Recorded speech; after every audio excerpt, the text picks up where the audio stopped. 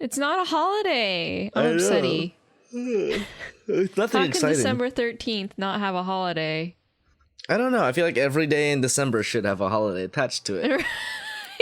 But apparently, no. It's like the other days. It's like the other months.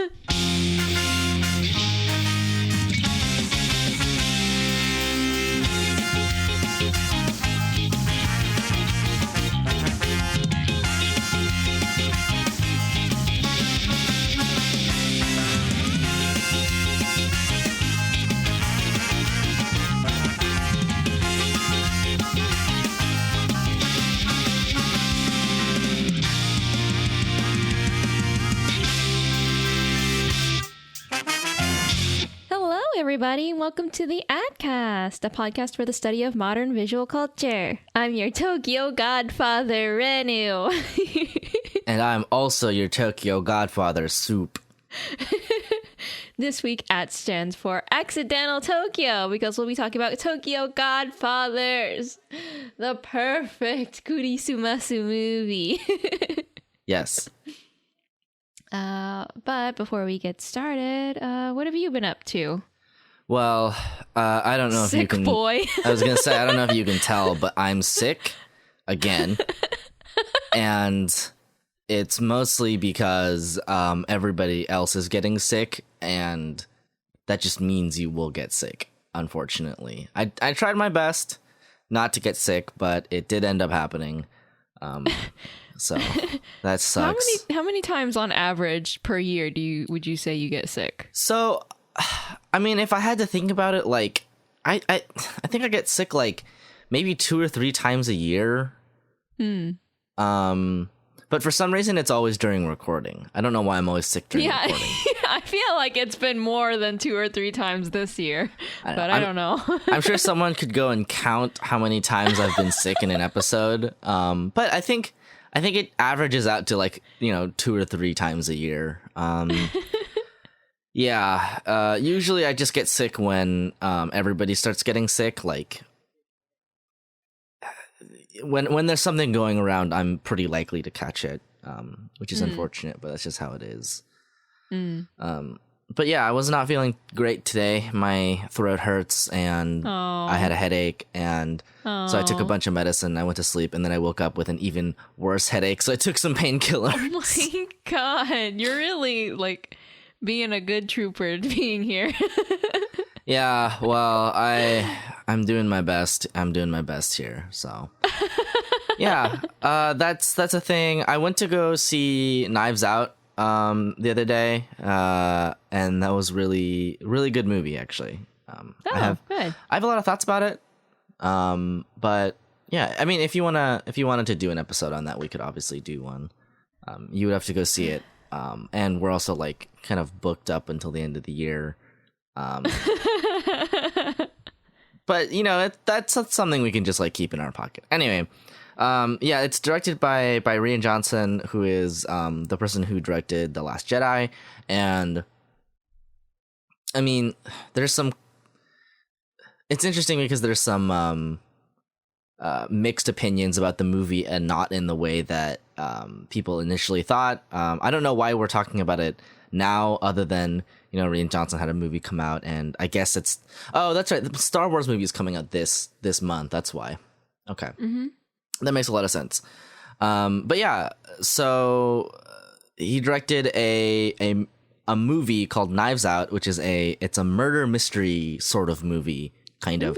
And it's very, very good. Like, it's highly entertaining. It's really funny.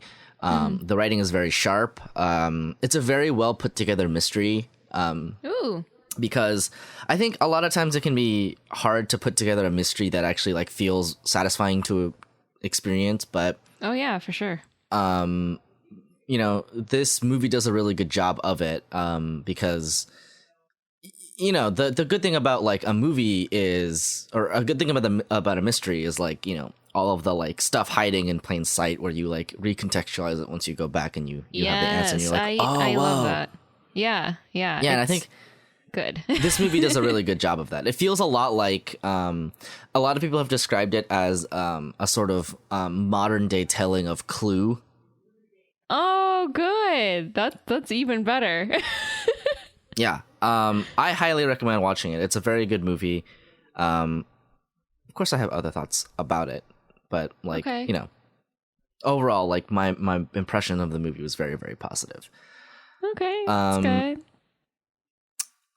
I also today bought the Final Fantasy 14 expansion because it was half off. Oh.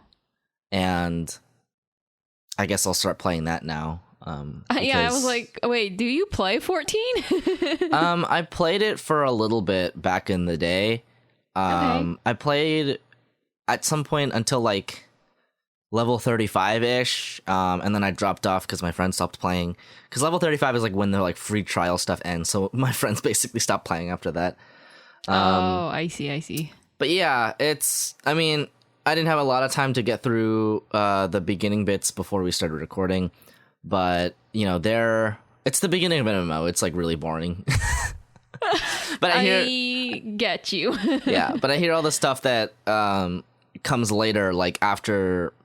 Basically, I hear like midway through the first expansion, and then like in each subsequent expansion, the story gets a lot better. So, you know, I just have to slog through the beginning bits, and honestly, like I experienced it on the other characters. So it's not like I have to actually read anything, which is nice. But it's still a little bit slow going, just because my brain is a little addled today. Like I feel very floaty, which happens when understandable. When I'm sick. Yeah.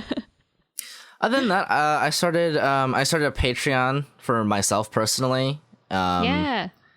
And I have been slowly putting together stuff for that. I like write little magic items, like little micro fictions, micro games, if that's like what you want. And I write ramen reviews. I haven't written any yet, but that was because I was working on like what is ramen primer that I now have up, and now I can get to actually writing the reviews, just so people have like a basis to work off of. That's cute. Yeah, I think it'll be fun. I'll like leave a link to the primer, so you know you can read that, and then I'll start to upload reviews and items and stuff. It'll be fun. It's just a little extra thing that I have a little bit of time to do on the side. It's kind of nice because even though it's work, it's not like the podcast where like I have to like wrangle you and schedule things and like watch things and talk about things and then edit the thing. Like it's just me and I'm writing something by myself, which is honestly kind of nice. Like I kind of need that. I mean, you have a lot of freedom to just work on it whenever you want to versus needing to schedule a thing with another human being. So I understand. Yeah. And I don't know. I think it's just kind of nice to have something that's like, I mean, it is work, but you know, it's not like my full-time job. Plus I need a little extra money because, you know, I'm not a paid employee. So, you know, I could use it basically. Yeah, of course. But yeah, if you want to check that out, that's patreon.com/literalsoup, as you know, is tradition. Everyone support Soupy. Yeah, I mean, obviously, like, if you're listening and you already support the Patreon for the podcast, you do not have to come and support. It goes to me anyway. Like, you really don't have to. But yeah, that's what I've been up to. I think I don't remember if there's really anything else. Probably nothing else of note. What have you been up to? I have slowly been collecting computer parts so that I can build my first PC, like my first home built PC. Wow, anyway. Wow, Renu, yeah. I'm so proud of you. You're gonna become a mega streamer. Mega streamer. It's more like because my laptop can't really handle streaming anymore. Like even if I run very low key stuff on it, it still is like very upset with me. Well, that's exciting. Yeah, so I just was like, you know, before my laptop entirely just craps out, I'm gonna, you know, get a PC, and that way it'll handle the burden a bit better, and I'll be able to do more stuff at home, like animation and all that won't stress out my laptop. So cool. I'm looking forward to it. What kind of budget are you looking at for your computer? I'm looking at maybe like a max of like $2,000. Okay. Because I set aside like a bunch of money just like every month to just kind of put towards the computer fund, and so now I was like, I think that's about enough. Right. That's cool. So yeah, I think anything at that price or below would be good. Yeah. I mean, $2,000 will net you like anything that a regular user would ever need.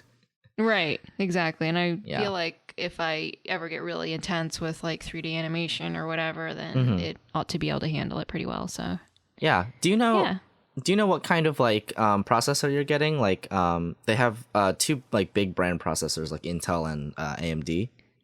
I ended up getting an AMD. Yeah, that's a good choice. Okay, yeah. Because right now AMD is putting out actually the better processors. Especially the better processors if you're looking at like creative workload and not necessarily just playing video game. Yeah, the like because I had heard that like Intel has been at least the front runner for like creative work and stuff, but AMD lately has been doing really well. For a long time, Intel was basically the only chip that really mattered. But in recent years, the past like probably 2 years, the Ryzen chips have been released by AMD, and they're like much better, especially for the price point. To the point where it's kind of like, especially at the like top end, it's getting a little bit pathetic for Intel chips. Really? Yeah. Well, because what Intel does is when they release new generations, for the past couple, it's really just been like, well, we like made some small tweaks to the last gen and we put it out there. Meanwhile, AMD is like, this chip could like bench press 8 of our previous chips. I see. So the rate of improvement has been much higher for AMD lately. Yeah. So it's actually probably a better value proposition to go for an AMD processor at the very least. Right. But yeah, Okay. That's good. That's good. That's cool. That sounds really fun. Good. I want to build a new computer, but I don't really need to right now, even though I do feel like I'm starting to hit the kind of limits of mine, just because I've been using the same computer probably for like 4 to 6 years now. Oh, that's good. And well, I basically made a side grade about 2 years ago where I moved all the parts into a smaller case, so that I could lug it to and from school. Oh, that makes sense. Yeah. Yeah, and that was really nice, except for the fact that it means that the thermals, like the heat of it, is a lot higher. Yeah. So the parts probably are at some point gonna just like not be optimal anymore. Sure.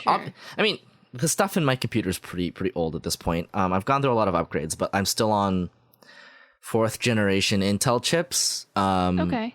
And we're on 9th gen now, so like, Right. you know, it's been a little bit. I mean, mind you, the processor is still works really well. But yeah, I'm looking to build a new computer, but I don't have money for that, obviously. So like, God knows it doesn't even matter. At the very least, my computer still works, so I'll take it, honestly. Yeah. What else? What else have you been up to? You been up to anything else? I've made more progress in Bravely Second. I've gotten to the parts where you do the side quests and you have to apparently choose between 2 classes from the first game. Like, they bring back some of the old classes and the old characters, and they're like, choose one of these people to beat up in this moral situation where I remember that. You have two differing ideologies. Yeah, so it's like one person's like, I gotta protect these desert people at all costs, and then the other one's like, if I take this jewel, then the desert people will thirst to death, but I will be able to make advances for the betterment of all humanity. And so you kind of have to make a decision. I mean, it ends up being a bit of a moral obligation, but also mostly to decide which class that you want to move forward mostly with. just to decide which class. Yeah. And it's a big pain. I don't like it. Yeah, I mean, I feel like I always feel a little bit like that, where like it's whenever I get the option between two things, I just want to min max whichever option is better. So like the fact that it's tied to what is ostensibly a moral choice is kind of a bummer. I remember, it's a huge bummer. I remember doing that quest and being like, well, I guess I'll just follow my morals. That's what I'm doing. I'm ending up with all these like classes that I actually don't entirely want, but at the same time I'm like, I can't bring myself to not choose the moral one that I want to agree with. And so it's just a big fat pain. Yeah, I mean, that's like the thing about games, though, is that sometimes they want to do these things where they're like, well, we're going to give you a choice, and sometimes when you do the better thing, the choice is worse. And you're like, okay, so what you're reinforcing to me on like a on a like system-wide level is you're telling me that doing the right thing is bad. Right. Yeah. Like it's worse.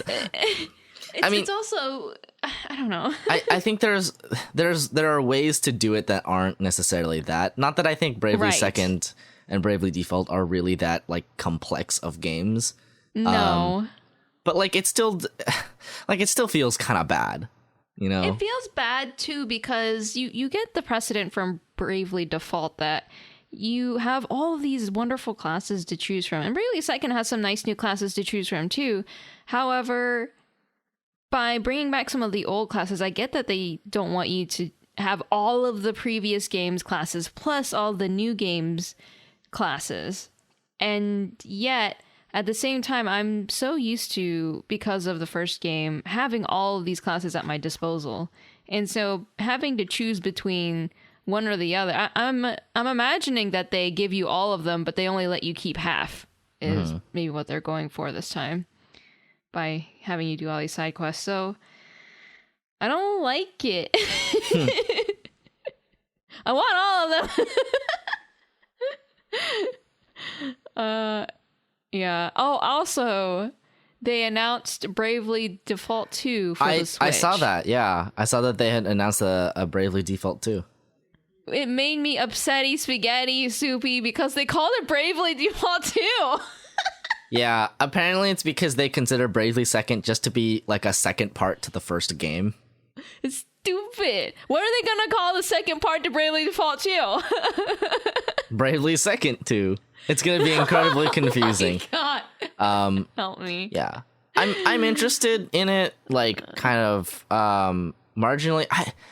The problem is that I never finished Bravely Second. Right. Like I wonder. I feel like I got pretty far in it though. Yeah. If it's a good improvement over the second, or over Bravely Second, oh my God. Over Bravely Second, then that would be great. And I would play it. But I think I would just wait for the reviews to come out and see how it compares. I think that's what I'm going to do too. Like the way that I feel about it really is that like Bravely Default was good because it was like a nice cute little game. It was very reminiscent of like old school Final Fantasy. Yes. But at the same time, I feel like one of those games was cute. Bravely Second kind of wore on my nerves a little bit. And exactly, me too.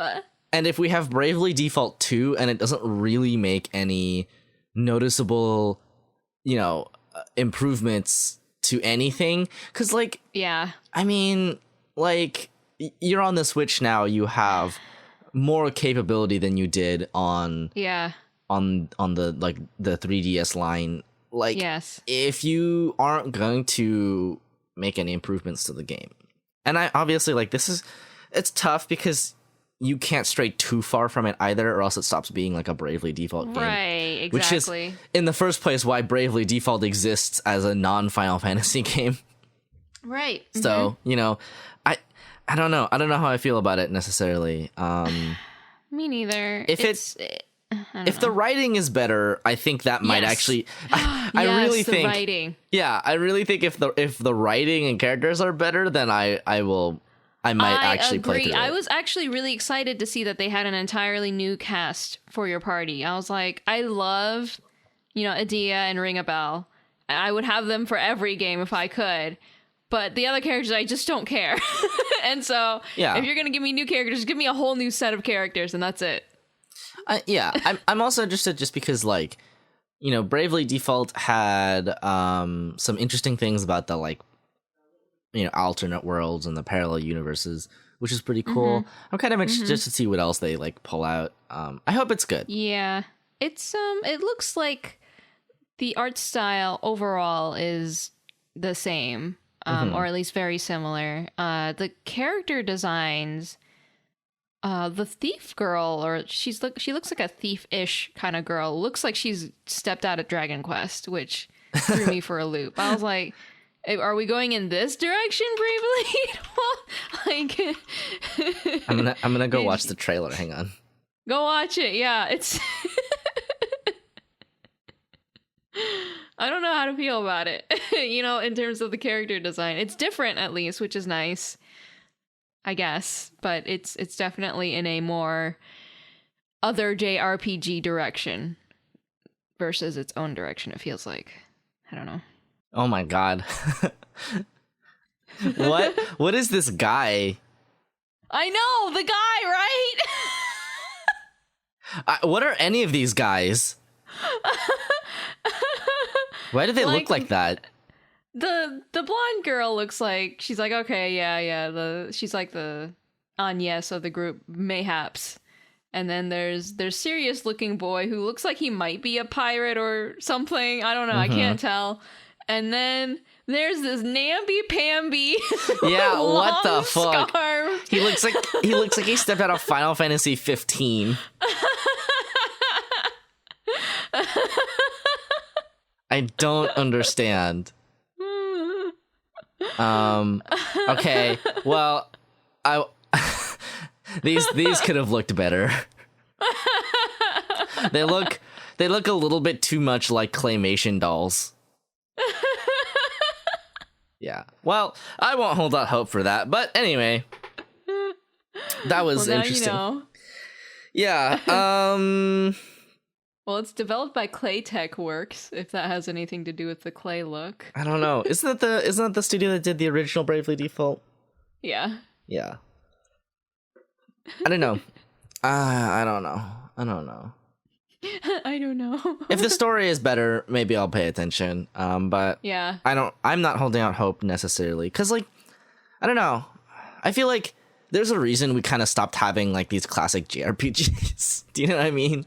Like, obviously, Dragon Quest still exists, but, like, Final Fantasy has every time they release a new one of these suckers, they're, like, weird. They're weirder.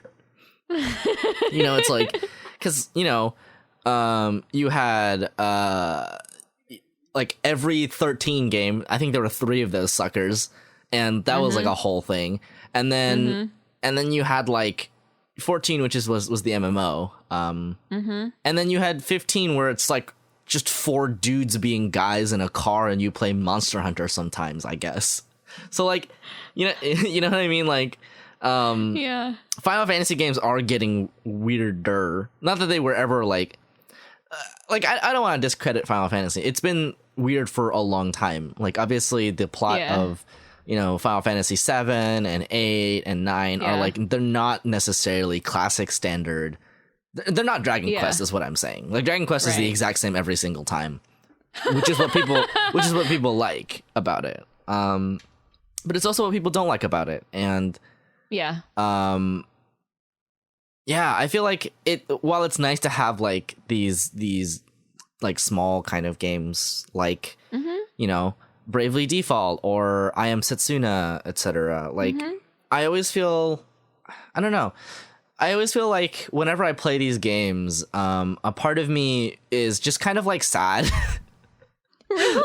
Well, because like I know when I was younger, I really enjoyed these games. Yes.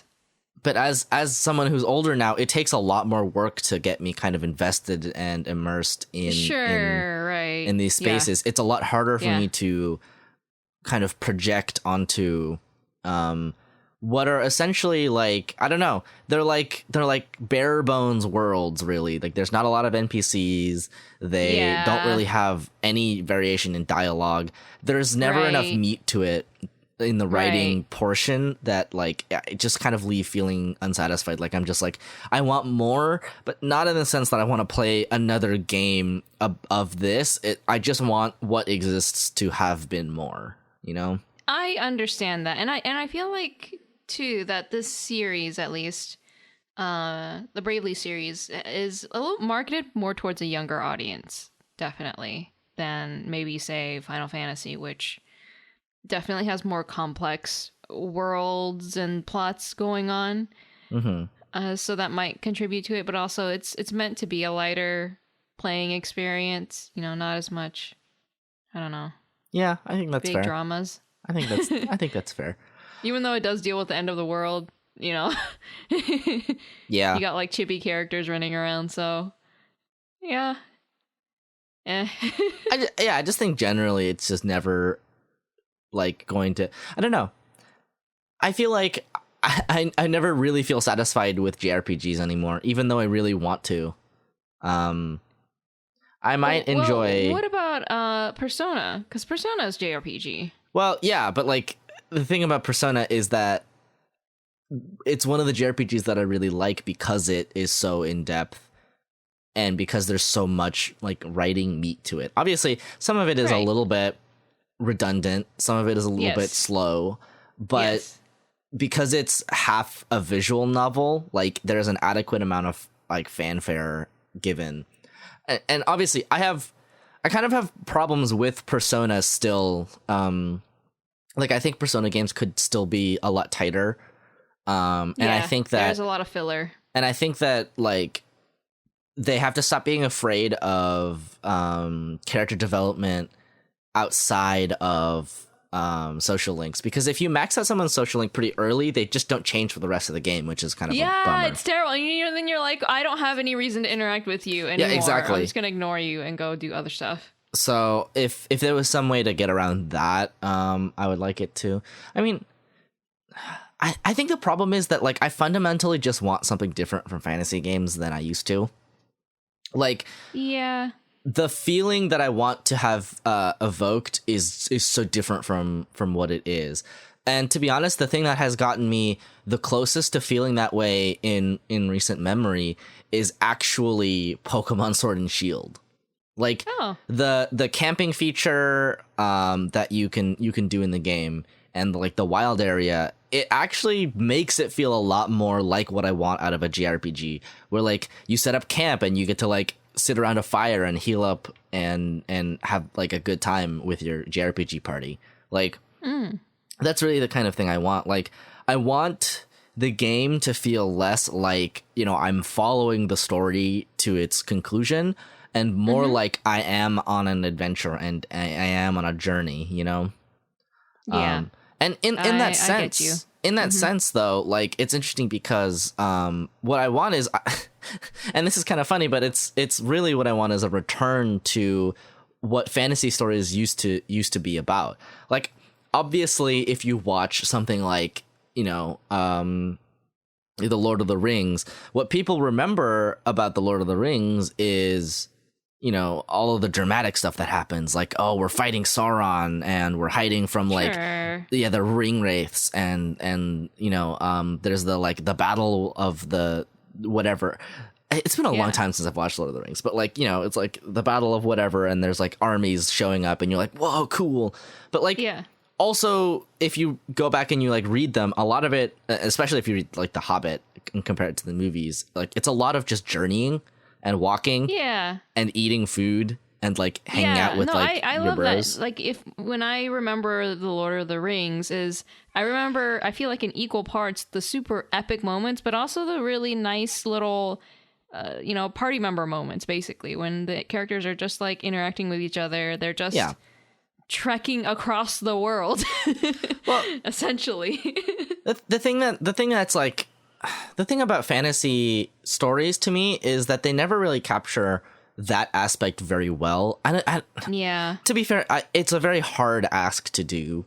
to do it because it's such an intangible subjective experience. Right.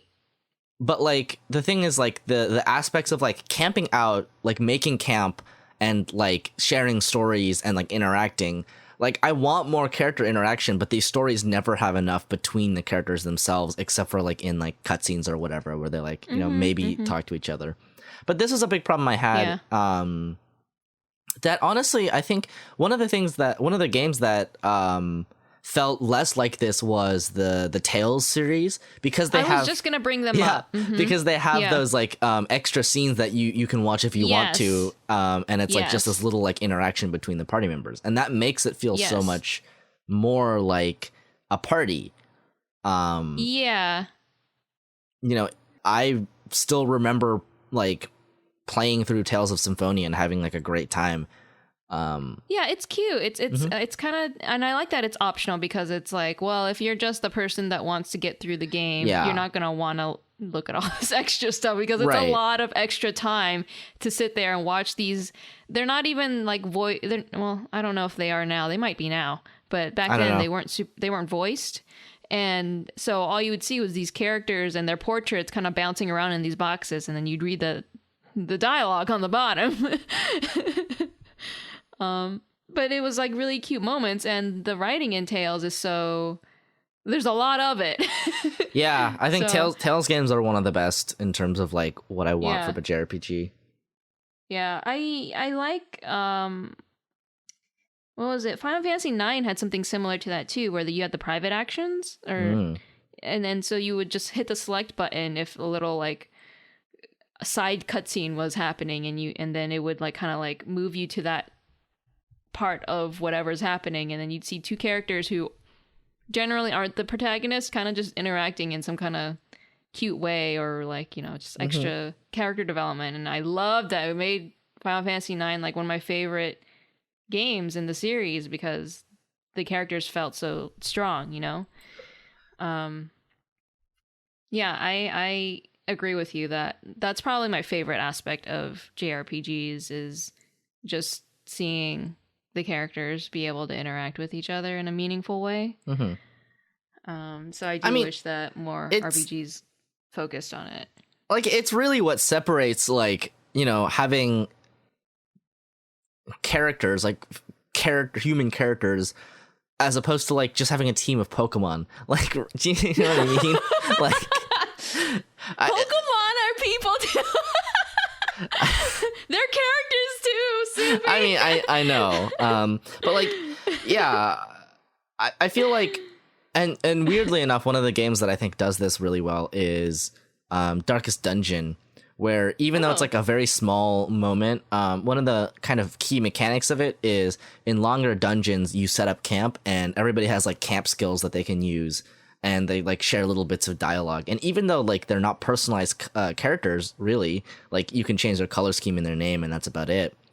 It still feels like it feels very good in the cadence of the game. And I think if more games had systems like that, more formalized rest systems, then it would lead to people being more invested in your characters. I feel like Final Fantasy 15 tried really hard to have that, and I would say it's they kind of get it, right? Because the whole game is centered around your four dudes and their, you know, strong bonds between each other. And so they have a lot of different ways of you being able to kind of get to know them. And yet somehow you still like you still don't know anything about their background except for Noctis and Prompto. Oh, I hate it. But they do have like camp like little scenes which are really nice, and I kind of wish there was a bit more to them, because they do have a couple of cutscenes every now and then with them, or like really small but nice little interactions when you camp.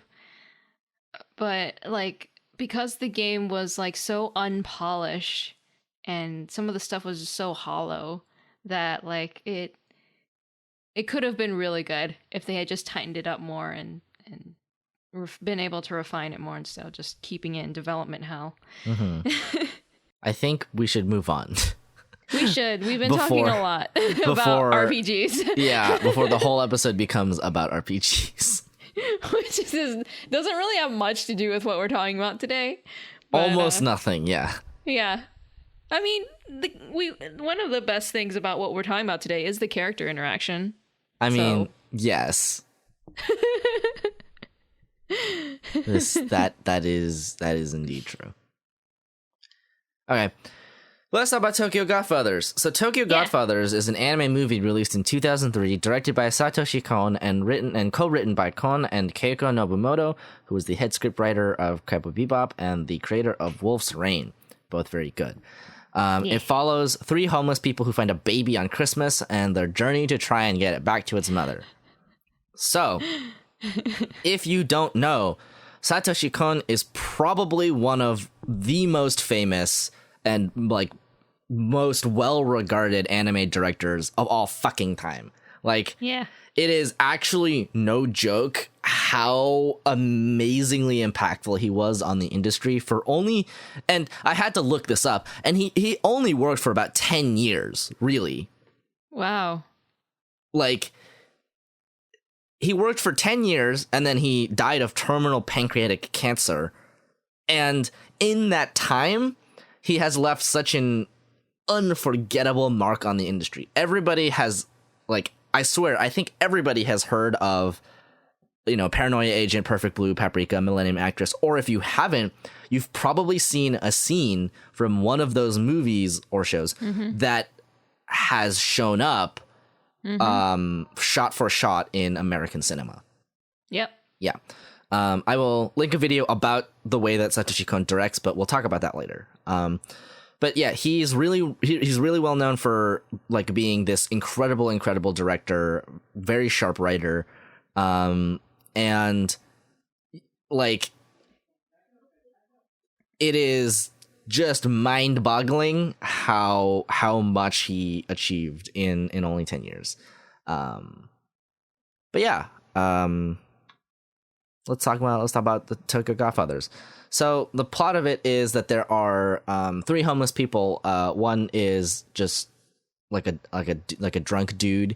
One is somebody who worked at a hostess bar, kind of like. And this is something that like we can just like get out of the way. Like there is a very and we've talked about this before, but like there was a very prominent thing in Japan that has only just sort of recently started to like fall out of favor, I guess, or existence. But like the way that you would signal queer characters in like Japanese media, basically the kind of iconic queer character is part of something called okama culture, which is it's very similar to drag culture in the United States, where you know, people will dress in these incredibly gaudy, flamboyant, very feminine outfits, and it's a very complicated cultural space because obviously, while it is important that there are non like hetero cis normative spaces, and while I do think personally that there is a place for queerness that is not normalized, because, you know, queerness by its sort of definition, by its very nature, is non-normative. While I think there is space for that, it's also important to address that, like, Japan is like not the greatest in terms of how they portray people, but part of this is also as a result of like of, you know, what okama culture is and was, and, you know, even that word is kind of falling out of favor now as people are more and more aware of like LGBTQ issues. Like, I think that a lesbian couple just got married recently somewhere in Japan, and that was like a big deal.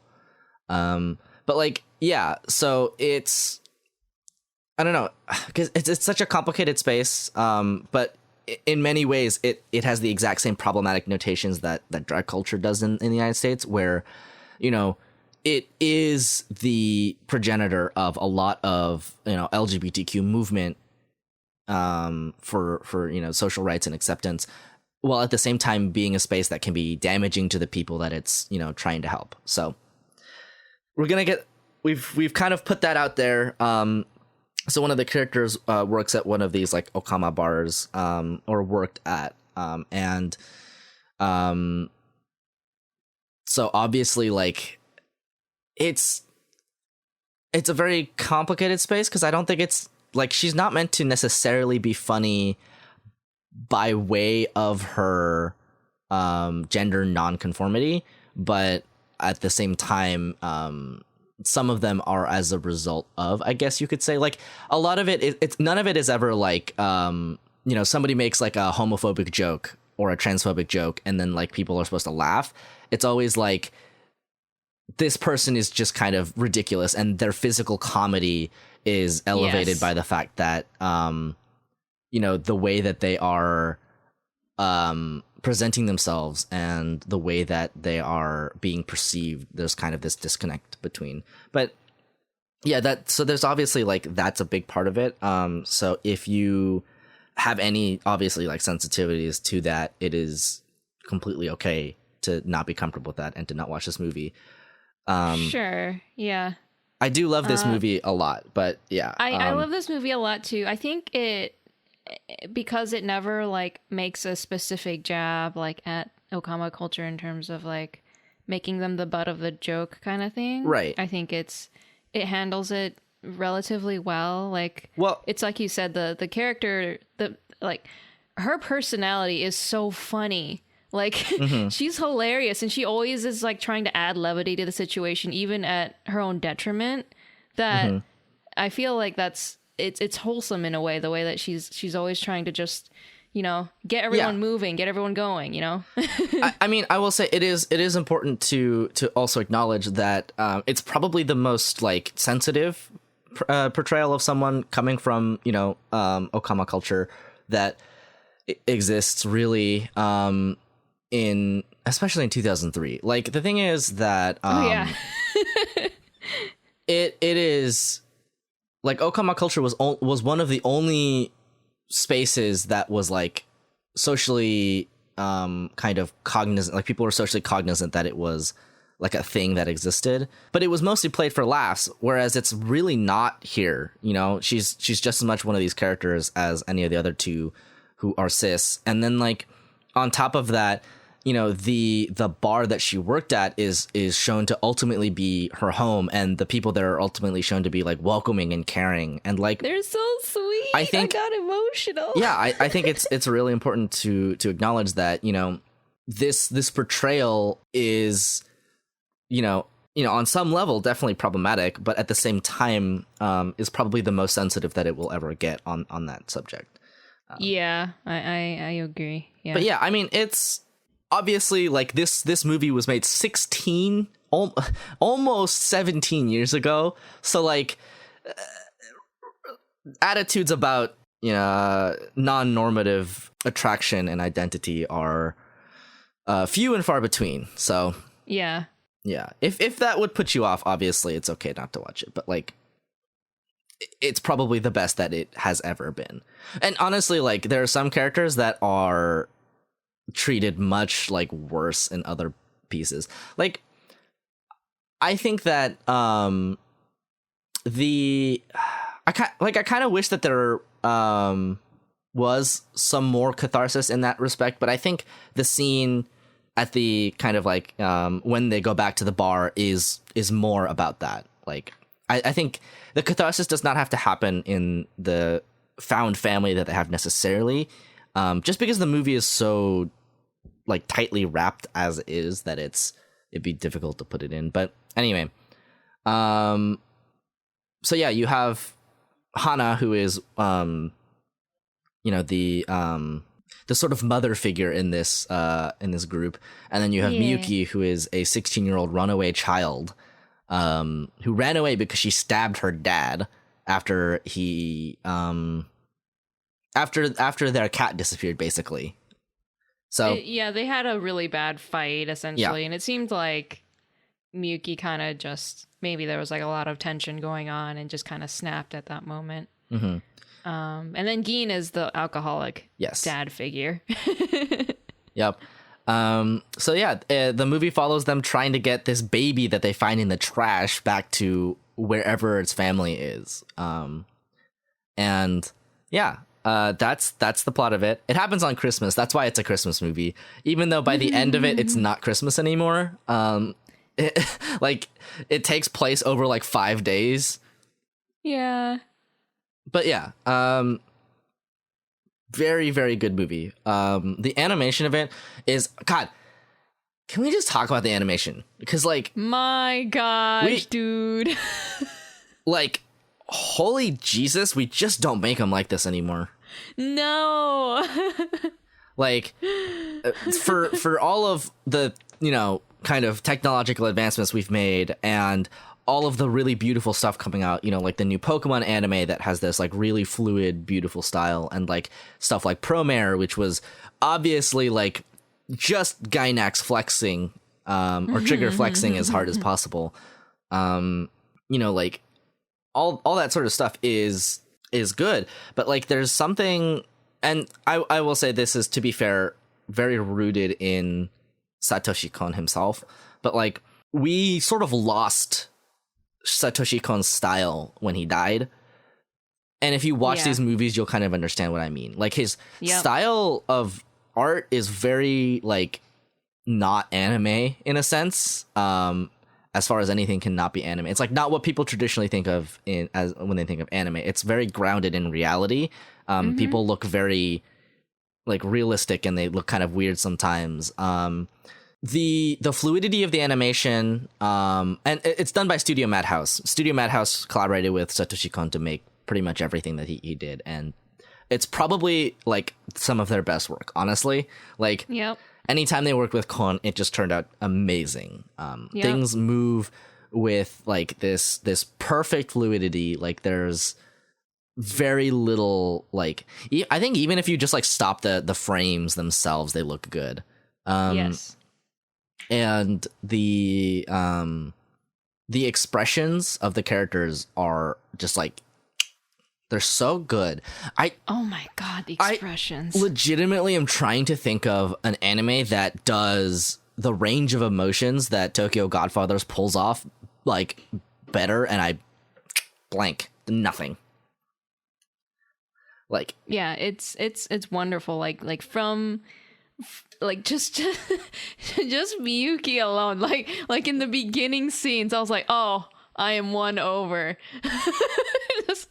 Every time she pouted. there's like I think like not only the expressions look really good and like realistic, but also like they're not afraid of kind of like stretching people's faces and making them look really like silly or like ugly, because that's what people look like in real life. And you know, when you kind of stretch that to like an anime perspective, it's like a lot of people aren't really necessarily willing to do that. They'll be like, oh, people look beautiful when they cry. And then you have like this movie where like everyone's just ugly crying all the time, and it's like kind of the best. It's so cute. Yeah. It's really, really endearing. They're really good about character animation too. And it's a large part of why everything kind of like fits together and works. Like tension is built when it's meant to be built. The character animations show you like aspects of their personality, and like the way that they move is like unique to them. And because of that, stuff like the physical comedy that happens is so funny. Yeah. It's so funny. Yeah.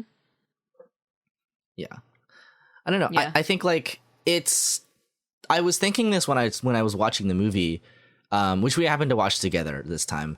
But like I was thinking this when we were watching the movie, that like they really just don't like anime doesn't really just look like that anymore. Like, and obviously like it was Satoshi Kon, so like nothing really looks like that anymore. But like I was just thinking that like it's not necessarily that often that we get something that looks so, I don't know, like realistic, I guess, like a very grounded style of art. Yeah, it's hard to describe really, but I mean, you could make the argument that, oh, it's a film, therefore, of course, it's gonna look good. But like, even Paranoia Agent, which was a series, an anime series, looked really good. I mean, I think the thing is, it's like, yeah, obviously movies have bigger budgets, but like a large part of why it looks the way it does is because of the director, because of Satoshi Kon.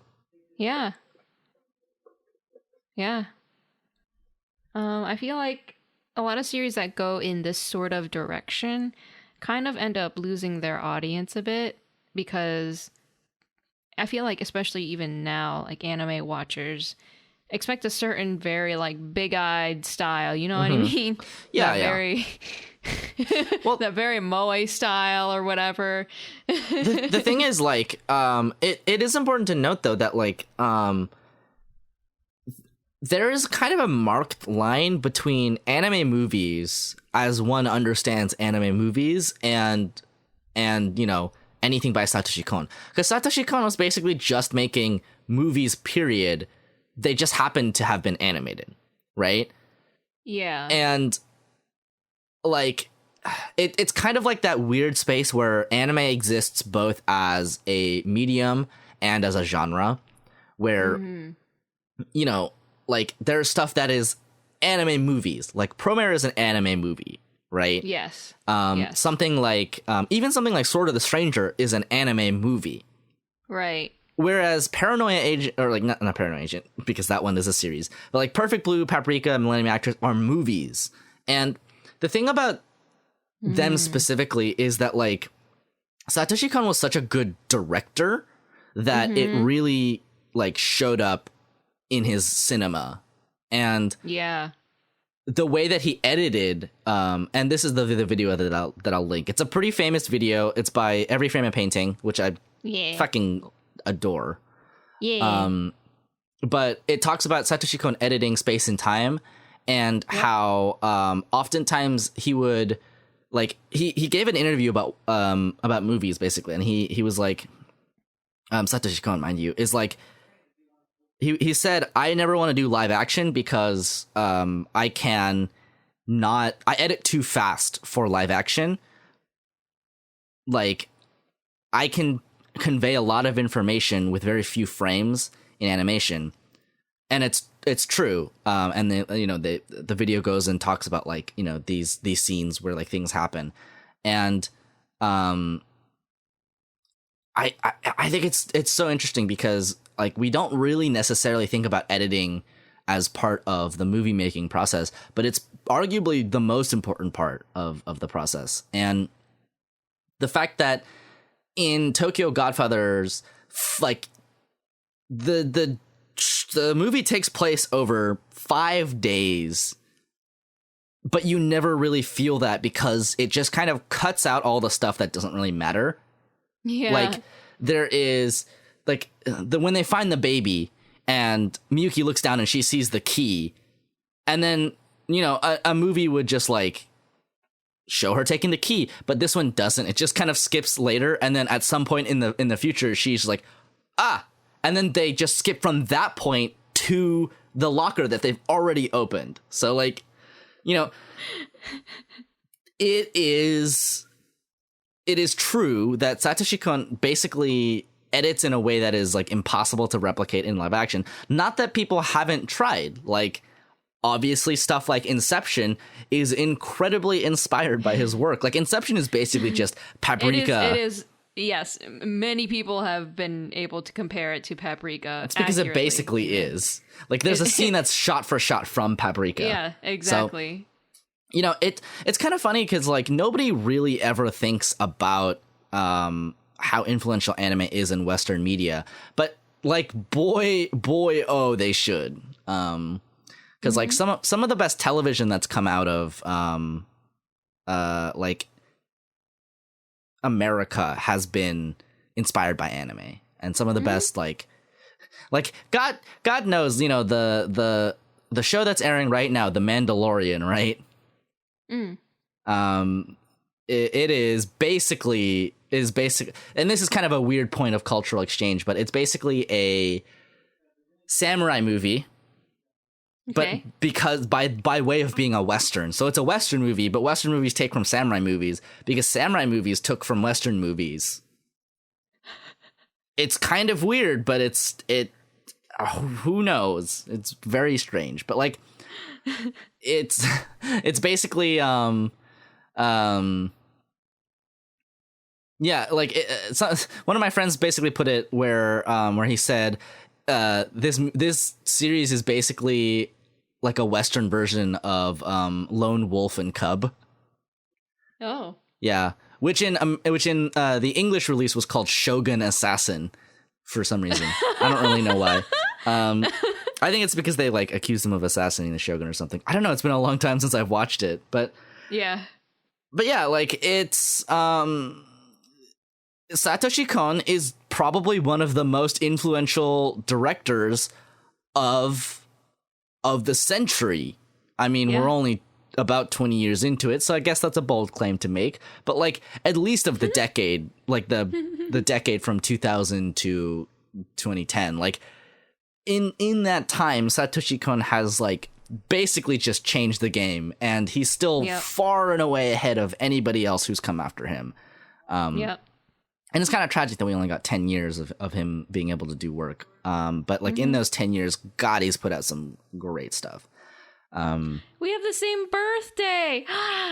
Wow. How about that? Wow. Not the same year, but you know. Okay. Let's talk about characters. So, did you have a favorite one? I mean, can you even pick one? I don't know if that's possible. I was talking about this while we were watching it, but basically every character, even the minor characters and all of that, I loved. Aside from like the mean like punks or whatever, and a couple other characters who were just, you know, bad people. All of the characters were so wonderful. Yeah. I mean, I love it because they're like really warm and like helpful and welcoming, but like in a human way where it's like they're just like, what the fuck is happening? Yeah. You know, it's like the cab driver who's just kind of like going along with all the bullshit. Like the guy who the like basically like the mob boss guy who was like about to be run over by his own car, and they just like are like, well, I guess we'll help him. You know, like even the incidental characters have so much like care and attention put into them that they feel so realistic. Yeah. I'm of course closest to the three main characters, and it's great that they managed to make them so like you get really attached to them kind of thing, because a lot of series can kind of be hit or miss in terms of whether you like the main characters or not. And I think all three of them are just home runs. They're all great. Mm-hmm. Yeah. Yeah.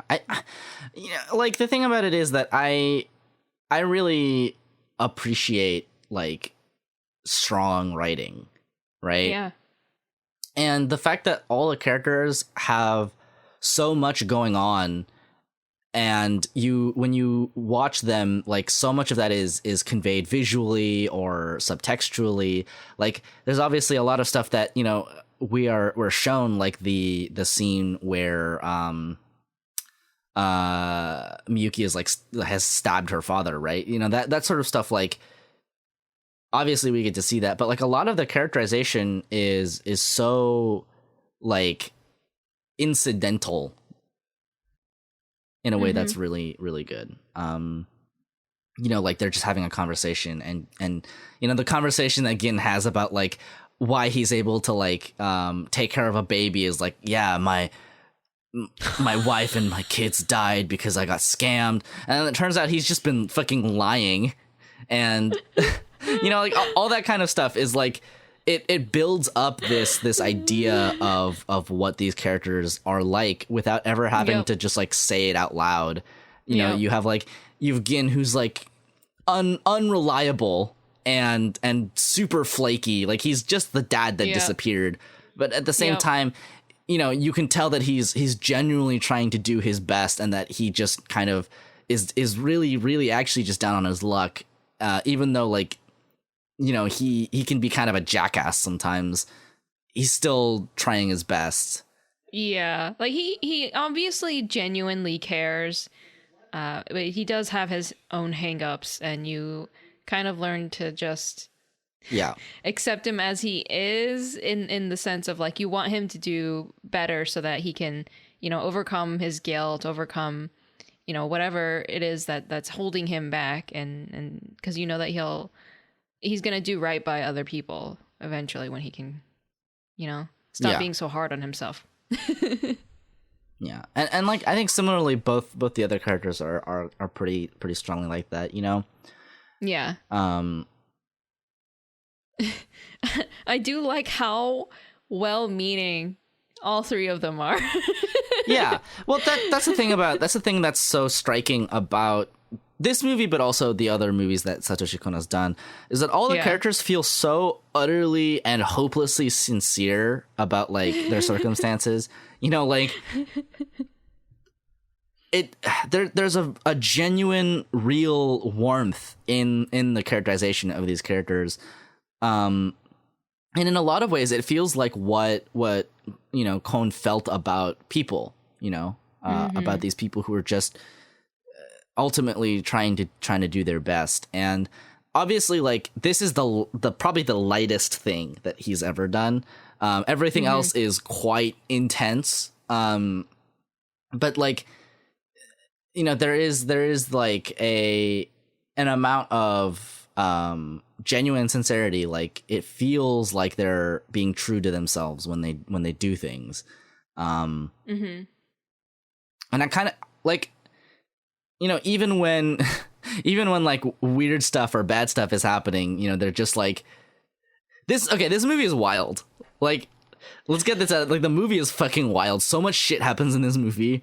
And it goes and like they get wrapped up in the mob. There's an assassination attempt.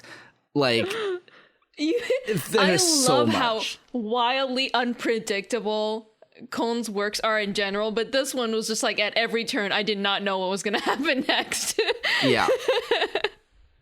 And the thing is, like, so Tokyo Godfathers as a Christmas movie is a Christmas movie because it's set during Christmas, but it's, I mean, more than that, because obviously, like, there are some people that don't agree with that criteria for it being a Christmas movie, because, by that definition, Die Hard is a Christmas movie, etc., etc., etc. I'm not here to get into that debate, but thematically, it's also a Christmas movie because the entire movie, and this comes from Kon himself, is about like miracles and coincidences, and that actually really makes it feel like a lot of the work that is in this movie goes towards making it feel like that happens. Like, the like Deus ex machina of like, in the last hour a hero has come to our aid and has found the final weapon, etc., etc.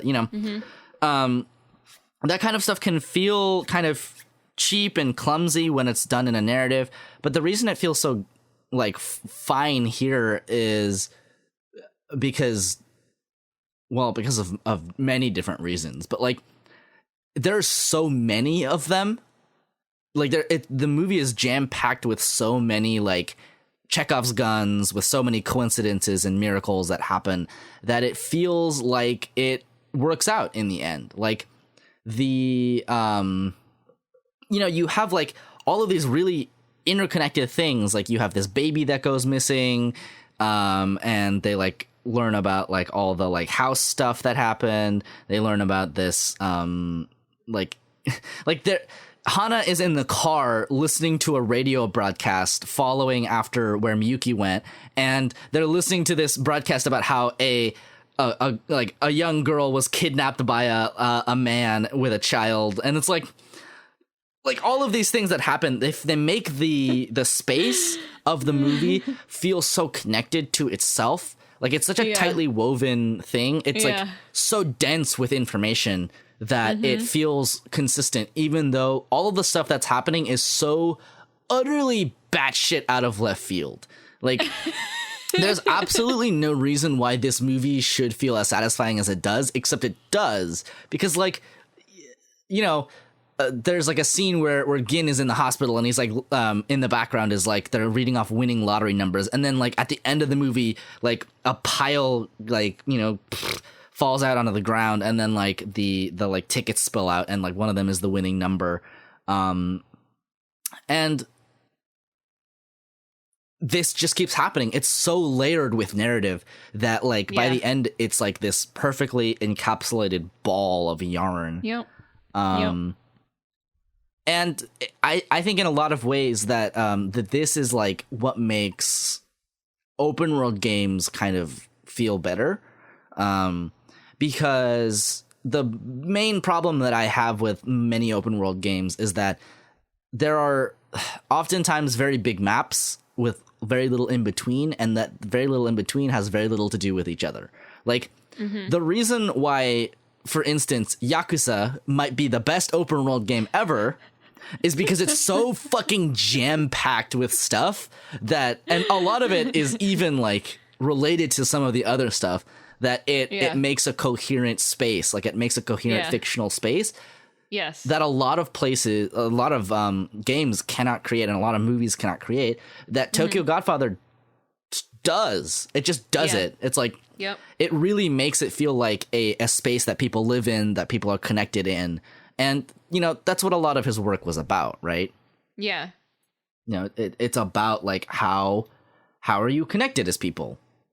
How. And I think that's what helps make it ultimately a Christmas movie, because a lot of Christmas movies, they focus on this theme of like a family that's kind of maybe not really getting along, but then in the end they come together because that's what the holidays are about.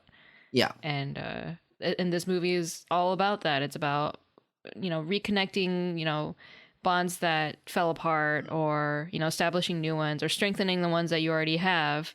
Right. And it's really touching, and it really focuses on that human element. And I think that's why it's perfect for this time of year, especially. I think it's pretty clear that there is a radical reconstruction of what a family is happening in this movie. Like, this movie is 100% a found family trope, where they all become like dependent on each other, and they have to rely on each other to get through a world that is cold and harsh and cruel. And at the end of the movie, they become like, that relationship between them as like family becomes codified into a formal family, in the sense that like they're now all the baby's godfathers. So like it's kind of this movement from like everyone is like happiest in their like real family. Everyone's happiest where they're supposed to belong. And at the end of the movie, they do go back to, their original families. But at the same time, they've also created a new family, and that can be understood as one's like real family, is like the family that you choose to make. And like, it's not like the rest of the movie isn't about that either, because it is like all of the like plot lines that happen in the background are like, you have the old homeless guy who dies, who says like people would be sad if they like knew who I was, if my identity was revealed. You have the Godfather guy who's like the mafia boss guy, like Godfather in the gangster sense, but like the mafia boss guy who's like, my daughter's getting married to this guy and I'm not very happy about it. But they're like, well, that's what she chose though, so she should be happy, right? You have and then obviously like at the sort of climax point of the movie, you have the guy who sees like on TV after being yelled at by Gin, like his like ex-wife essentially, who's about to like jump off a building with a baby, and so he runs out and he says like, I was wrong, like we can do this, right? So like that moment is so, I forgot that moment existed in the movie when I was watching it, but like that hit me so hard when I was watching it this time, because I was like, because like that is what family is. Family is what you choose to make of it. And I don't know, this movie does that probably better than any real movie, like any other movie that I can really think of off the top of my head. Like, I do like that it focuses on the found family while not forgetting about the their biological connections, and also not necessarily demonizing their biological connections either. Like, Right. Miyuki does have like a tenuous relationship with her father, but she most definitely feels like she was the one in the wrong in that situation. And like, I think they both do, because like he's constantly searching for her. Right, exactly. And it's just kind of her own guilt about the way she handled the situation that prevents her from going home. But like, and then there's the amazing moment at the end of the movie where like the cop is like, yeah, you're these like homeless people saved your kid, and then he walks in and it's like, huh? Oh, I like that you didn't in another series you would expect that this would be like the climax of the movie. But this was the end of this movie where she finally meets her father face to face in person. Right.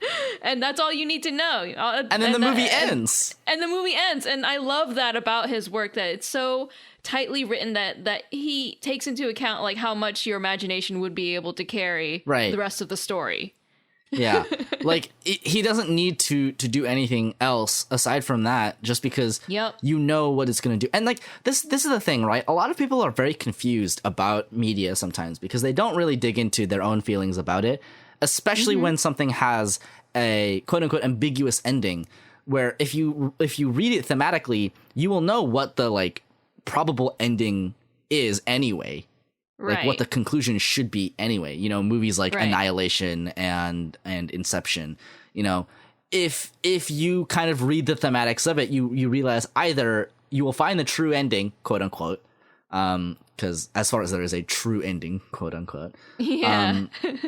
But also sometimes it just doesn't matter. Like it doesn't, it's not relevant to the piece itself that like what comes after so much as like that singular moment of like meeting. And like obviously that's hilarious because they end the movie on this just hilarious coincidence, which is what the entire rest of the movie is built on.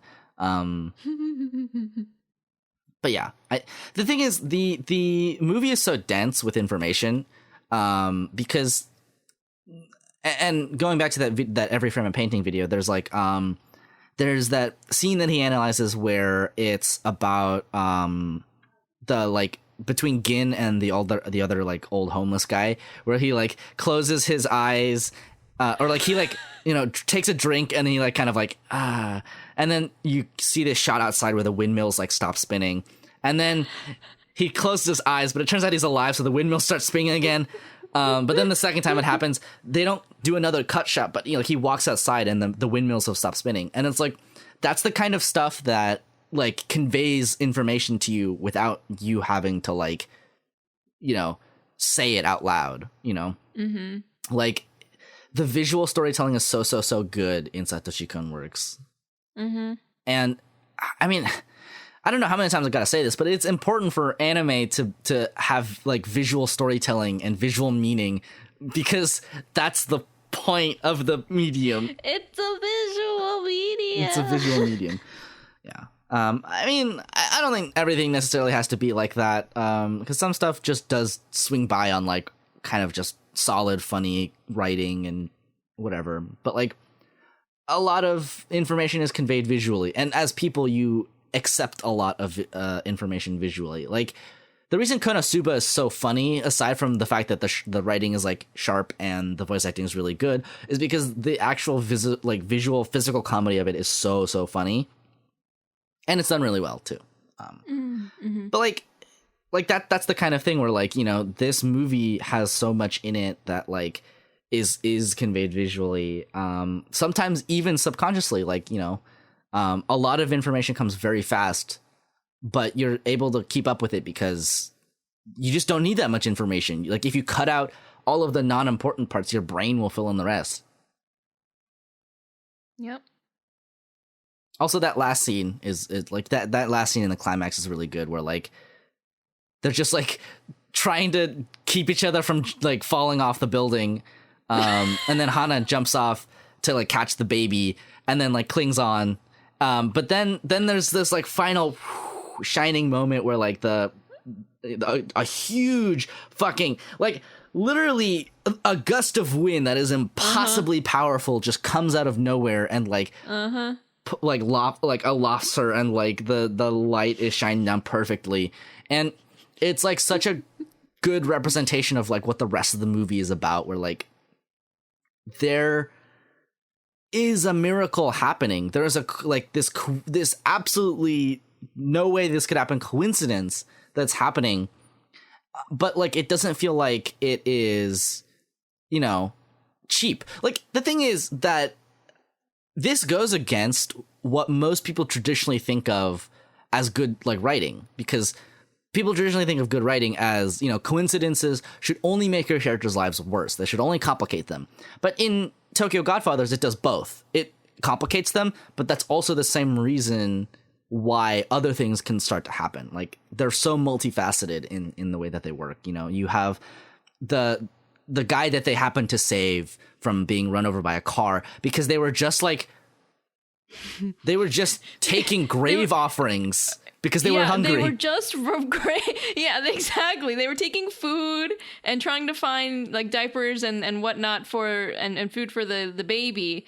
So they were robbing these graves, and then they come across this dude who's getting run over by his own car, and so they decide to help him, despite the fact that they could have just walked away and kept going because they were just thieving. Right, and then you know, and later because of that they go in his car to like the wedding where Gin finds out like that's the guy that like conned me basically.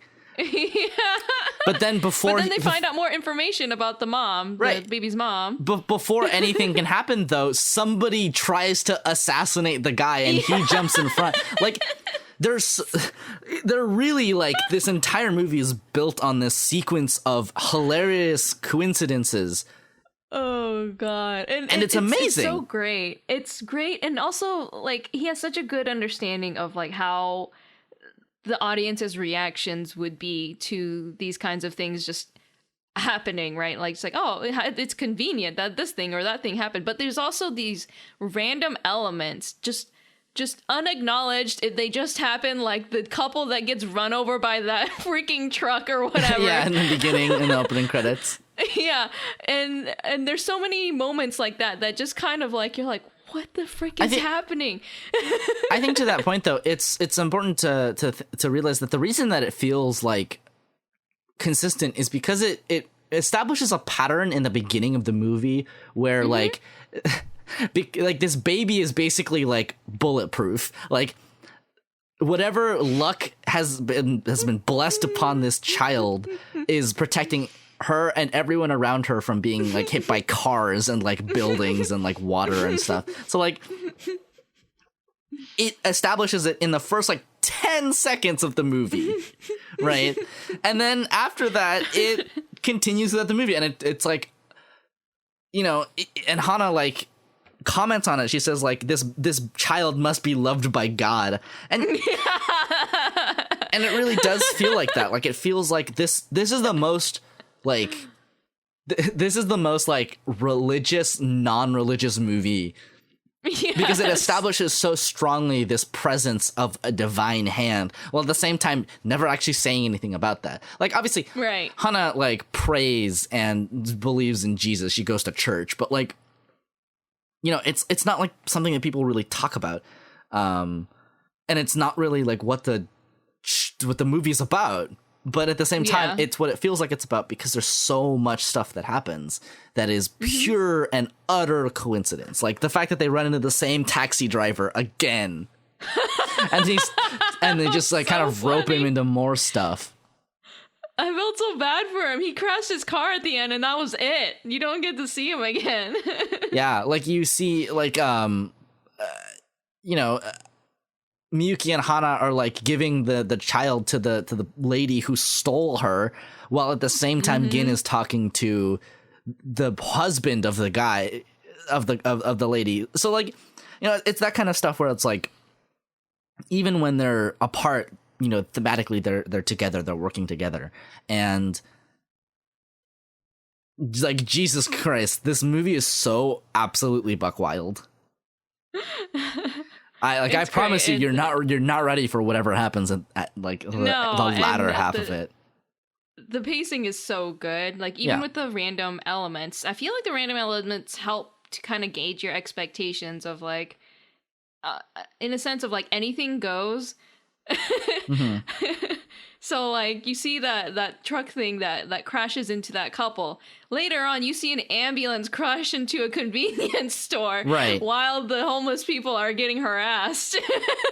Yeah, and I mean, it is. I will say this. I love the opening credit scene because it's like you have these diegetic credits, like they're basically all the credits are on like billboards or on the sides of like yes, trucks, or like on the entrance to like the convenience store. Like, it's very, very, very good. It is probably one of the most stylish opening credit sequences that I've ever seen. It's still absolutely and the last holds truck up. that pulls up and it has director Satoshi Kon. Yeah, it's so good. And because it's part of the movie, like, and it's still conveying more information to you while that stuff is happening, and like, it just immediately barrels straight into the movie. Like, the thing is, there are a lot of like these fade shots that happen in Tokyo Godfathers and in Kon's other work that you just almost don't really notice because they're so like it's a very like old school style of editing, like a very old like 20th century cinema style editing, but like it legitimately works because you're essentially linking stuff both visually and thematically, like that transition scene between the like blood dripping off of the pipe to when Miyuki has stabbed her father, the scene where the Oni story kind of like fades out and you see them standing on the bridge, you know, all that kind of stuff is like so good at linking it like visually and thematically that like the entire movie just flows. It's such a smooth wash. Yep. Yeah. Obviously there's one last thing that we did not mention yet, which is that there is in fact a scene where the homeless people do get beat up by a bunch of punk young kids, because it do be like that in Japan. It's very triggering. They have it. That's one of the opening scenes in Inuyashiki too, where it's just like this homeless guy that gets beat up by these teenagers. It's like a pretty common thing, apparently. Like, I mean, obviously Japan does not treat its homeless populations very well. I mean, neither do we, but like, yeah. So there's obviously very graphic depictions of violence against the homeless, and like, I don't know, anytime I see these scenes in anime, you know, it's like, Japan. And well, the thing is, it's not fair to say like Japan, because it's literally how everybody in the world treats homeless people. So like, sure, and you're just like society. You're right, exactly. And I like that they didn't really shy away from it. Like, they did include it, but they also made it a point. Like, this isn't really the big point of the movie. Like, yes, we are showing the lives of homeless people, but then right after that, he like sees like a quote unquote angel, which happens to be someone who works at the Okama bar. Yeah, which is I love that. That transition. It's so good. Just like, would you like my magic or an ambulance? An ambulance, please. Well, I never. Yeah. I mean, I think it's very fair. Like, it does not linger on the scene like long enough for it to be like gratuitous, but it is very honest about like the kind of treatment that homeless people get, because obviously they're treated pretty poorly throughout the movie, because they're homeless people and people don't like homeless people, basically. Right. So, like, you see them like they're regarded as smelly. They're not wanted in the convenience store or on the train or any of that, you know? Yeah. So, you know, it is a very like that is part of the movie, and it is not a part of the movie that, you know, Satoshi Kon shies away from. So obviously if that is sensitive material, that as well is important to watch out for in this movie. But yeah, this movie I love. I think I watch it every Christmas. or every December, just because it's objectively the perfect Christmas movie. It is actually so great. I like this a lot better than, honestly, like, quote unquote real Christmas movies about like Santa and stuff. Like, I legitimately think this captures the spirit of what Christmas is meant to be better than any other whatever Christmas movie out there. You know. Sure. I mean, well, how would you compare it to like A Christmas Story? I don't know. It's like the thing, I guess, to me, it's like the fact that it acknowledges all of the like spirit and magic of Christmas time, of what it's supposed to be, while never actually really talking about it is, I think, better to me personally. Okay. That might be a personal choice, obviously, just because, like... Oh, sure. Yeah, you know, Yeah, but, like, you know, stuff like Christmas Story, stuff like, what is it, like A Perfect Life or something? I don't remember. It's a Wonderful Life? It's a Wonderful Life, yeah.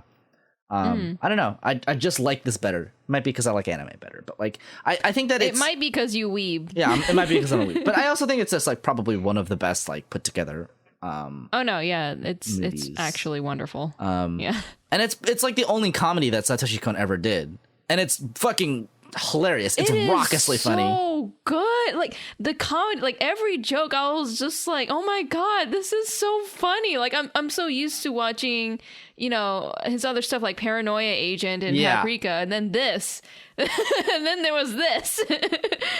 I mean, the same thing that makes him really good at building tension and like kind of really just cranking it up is the same thing that makes him really good at comedy. Like this understanding of like motion and movement and timing and like how characters interact with each other. Like all of the cuts in the movie are just so good. And they're also really funny. Like they're so funny. like going back to the one where going back to the scene where, like, you know, Miyuki picks up the key, she just kind of looks down at it and then it is assumed that it is now in her inventory, and like later they're like talking about something and they're like, yeah, like whatever, and then she's like, and then they immediately cut. That's hilarious. It's really funny. Anyway, I love this movie a lot. And if my brain wasn't so addled, I probably could talk about it for a lot longer. Do you have anything else you wanted to say? I would say go watch it if you haven't watched it yet. If you've made it this far in the podcast, then you've made it to the length of the movie. Oh shit, you're right. Good God. So, why not go watch it? Because it's actually really, really wonderful.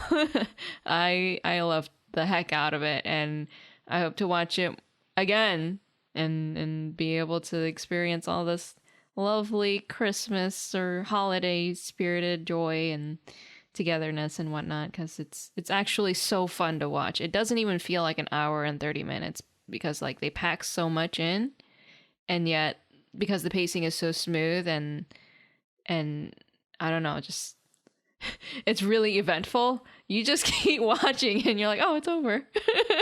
Yes, it is a wild ride from start to finish. Yeah. Okay. Yeah. Well, shall we wrap up then? Whoa, do it. Okay. Well, who are you? Where can we find you on the internet? Who, me? I am Renu. You can find me on Twitter and Tumblr and Twitch at SwanDrawn. You can find me on Instagram at swan.drawn. I'm still playing Disgaea 1 on my stream. Oh, nice. Yeah, it's a fun time. You can come hang out, and I'll add you to my ever-growing party of people I name after chat. Mm-hmm. And yeah, it's great. Nice. Yeah. How about you? You can find me all places at Literal Soup, which now includes Patreon, and you can go look at my WordPress page, literalsoup.wordpress.com. I've pretty much always had that, but like only now have I started to really use it. So there's like an old post on there, but you you can go read my ramen primer, and then I'll start to upload some stuff onto it, when I'm not sick. Other than that, like, I'm probably going to be, taking care of holiday stuff. It's coming up. I'm going on a family trip on the 22nd, so that will be quite interesting. But yeah, that's not too bad. Okay, our opening is by Scotty Network, and our ending is by Takuma Okada. And the patrons that we have to thank for this week, Frostfall. Thanks, bud. Thanks, man. Thanks for supporting the show. Yeah. In these wonderful holiday times. Many blessings and coincidences upon you, my friend. Yes, may you not find a baby in the trash. Oh my freaking god. All right, well, thanks for listening. See you next time. We'll have to come up with a new one for next year. Oh no, I like this one already though. Oh, we haven't stuck to it that long. We could just keep doing it. Yeah.